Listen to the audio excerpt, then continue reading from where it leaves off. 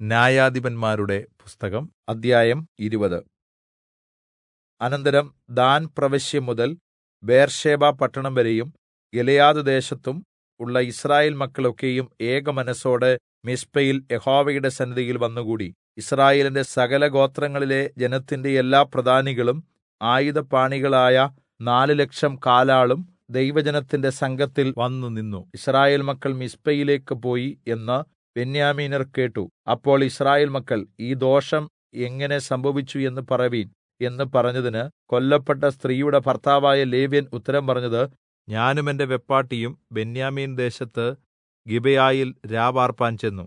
എന്നാറെ ഗിബെയ നിവാസികൾ എന്റെ നേരെ എഴുന്നേറ്റ് രാത്രിയിൽ എന്റെ നിമിത്തം വീട് വളഞ്ഞ് എന്നെ കൊല്ലുവാൻ ഭാവിച്ചു. എന്റെ വെപ്പാട്ടിയെ അവർ ബലാല്ക്കാരം ചെയ്തതിനാൽ അവൾ മരിച്ചുപോയി.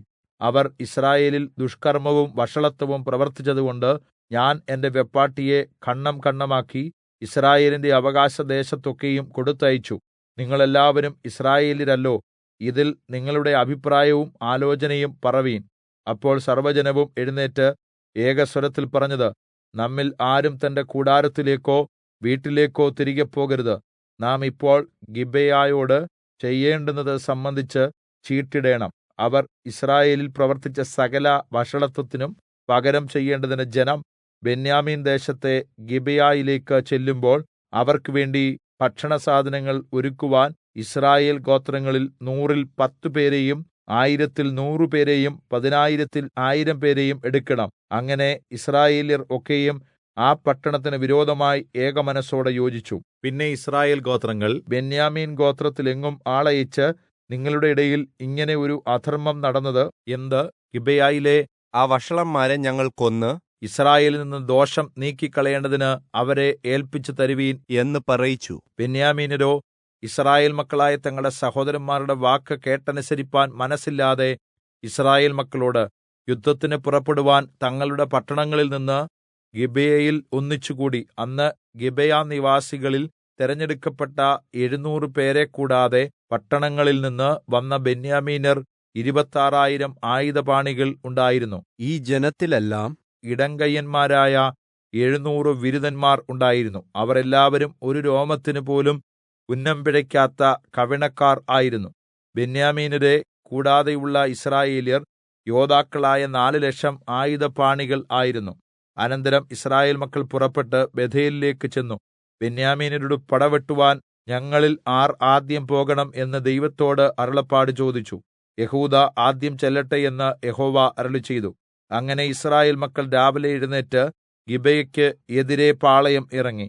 യിസ്രായേല്യർ ബെന്യാമീന്യരോട് യുദ്ധം ചെയ്യുവാൻ പുറപ്പെട്ട് ഗിബെയയിൽ അവരുടെ നേരെ അണിനിരന്നു. ബെന്യാമീന്യർ ഗിബെയയിൽ നിന്ന് പുറപ്പെട്ട് യിസ്രായേലിൽ 22,000 പേരെ അന്ന് സംഹരിച്ചു. യിസ്രായേൽ മക്കൾ യഹോവയുടെ സന്നിധിയിൽ ചെന്ന് സന്ധ്യവരെ കരഞ്ഞ്, ഞങ്ങളുടെ സഹോദരന്മാരായ ബെന്യാമീന്യരോട് ഞങ്ങൾ ഇനിയും യുദ്ധത്തിന് പോകണമോ എന്ന് യഹോവയോട് ചോദിച്ചു. അവരുടെ നേരെ ചെല്ലുവീൻ എന്ന് യഹോവ അരുളിച്ചെയ്തു.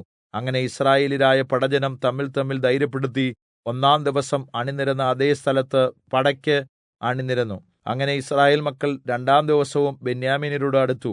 ബെന്യാമീന്യർ 2-ാം ദിവസവും ഗിബെയയിൽ നിന്ന് അവരുടെ നേരെ പുറപ്പെട്ട് പിന്നെയും യിസ്രായേൽ മക്കളിൽ യോദ്ധാക്കളായ 18,000 പേരെ സംഹരിച്ചു.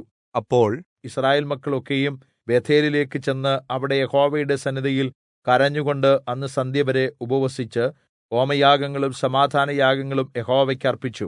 അങ്ങനെ യിസ്രായേൽ മക്കൾ യഹോവയോട് ചോദിച്ചു. അക്കാലത്തു ദൈവത്തിന്റെ നിയമപെട്ടകം അവിടെ ഉണ്ടായിരുന്നു.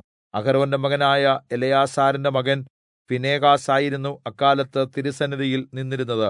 ഞങ്ങളുടെ സഹോദരന്മാരായ ബെന്യാമീന്യരോട് ഞങ്ങൾ ഇനിയും യുദ്ധം ചെയ്യണമോ അതോ ഒഴിഞ്ഞുകളയണമോ എന്ന് അവർ ചോദിച്ചതിന്, ചെല്ലുവീൻ, നാളെ ഞാൻ അവരെ നിന്റെ കയ്യിൽ ഏല്പിക്കും എന്ന് യഹോവ അരുളിച്ചെയ്തു. പിന്നെ യിസ്രായേല്യർ ഗിബെയയ്ക്ക് ചുറ്റും പതിയിരിപ്പുകാരെയാക്കി. യിസ്രായേൽ മക്കൾ 3-ാം ദിവസവും ബെന്യാമീന്യരുടെ നേരെ പുറപ്പെട്ട് മുമ്പിലത്തെപ്പോലെ ഗിബെയയുടെ നേരെ പടയ്ക്ക് അണിനിരന്നു. ബെന്യാമീന്യർ ജനത്തിന്റെ നേരെ പുറപ്പെട്ട് പട്ടണം വിട്ട് പുറത്തായി. ബേഥേലിലേക്കും ഗിബെയയിലേക്കും പോകുന്ന 2 പെരുവഴികളിലും വയലിലും മുമ്പിലത്തെപ്പോലെ സംഹാരം നടത്തി. യിസ്രായേലിൽ ഏകദേശം 30 പേരെ കൊന്നു. അവർ മുമ്പിലത്തെപ്പോലെ നമ്മുടെ മുമ്പിൽ തോറ്റോടുന്നു എന്ന് ബെന്യാമീന്യർ പറഞ്ഞു.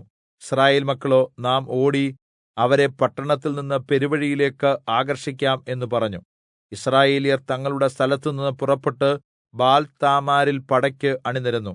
യിസ്രായേല്യരുടെ പതിയിരിപ്പുകാരും ഗിബെയയുടെ പുല്പുറത്തേക്ക് പുറപ്പെട്ടു. എല്ലാ യിസ്രായേലിൽ നിന്നും തിരഞ്ഞെടുത്തിരുന്ന 10,000 പേർ ഗിബെയയുടെ നേരെ ചെന്നു. പട കഠിനമായി മുറുകി. എങ്കിലും ആപത്ത് അവരുടെ മേൽ വരുന്നു എന്ന് ബെന്യാമീന്യർ അറിഞ്ഞില്ല. യഹോവ ബെന്യാമീന്യരെ യിസ്രായേലിന്റെ മുമ്പിൽ തോൽക്കുമാറാക്കി. അന്ന് യിസ്രായേൽ മക്കൾ ബെന്യാമീന്യരിൽ ആയുധപാണികളായ 25,100 പേരെ സംഹരിച്ചു.